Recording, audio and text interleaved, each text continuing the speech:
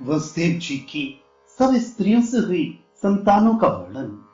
उलस जी कहते हैं कि हे भीष्म, आप वसुदेव की सब स्त्रियों का वंश कहते हैं। पुरवंश की कन्या रोहिणी नामक स्त्री में वसुदेव जी से सबसे इष्ट राम पुत्र हुई। फिर सारण नामक पुत्र हुआ।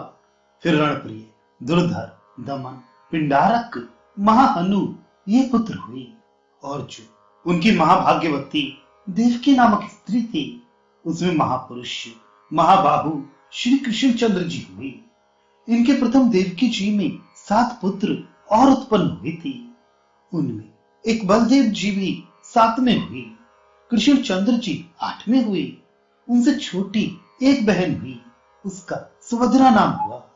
वह वसुदेव जी की उपदेवी नामक स्त्री में विजय, रोचमान, वर्धमान, देवल ये महात्मा पुत्र उत्पन्न हुई।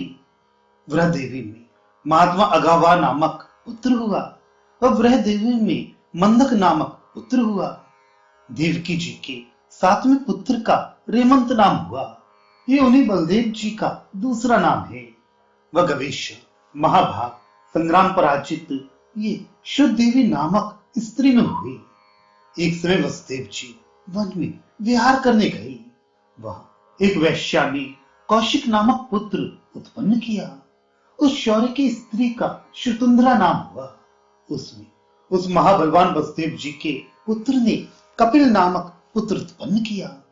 इस बात को सुन जानकर जनों को बड़ा विषाद हुआ कि महात्मा वसुदेव जी के वैश्या में कैसे पुत्र हुआ।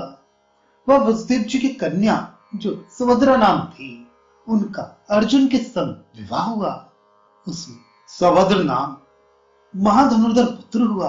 इसी पुत्र का अभिमन्यु भी नाम हुआ।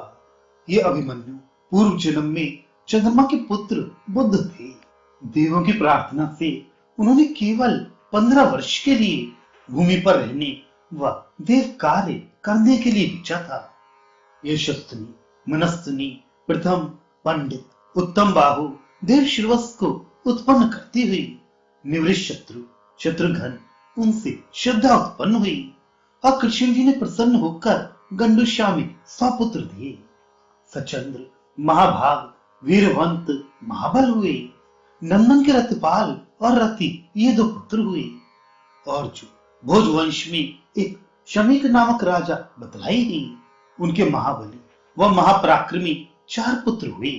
उनके नाम ये हैं विरज, धनु, व्योम व सृंजय। उनमें व्योम के कोई संतान, कन्या या पुत्र ना हुआ। औरों के वंश हुआ पर राजा कोई ना हुआ। सृंजय के धनंजय हुआ। ये राजऋषि हुआ। इससे भोजवंश समाप्त हो गया।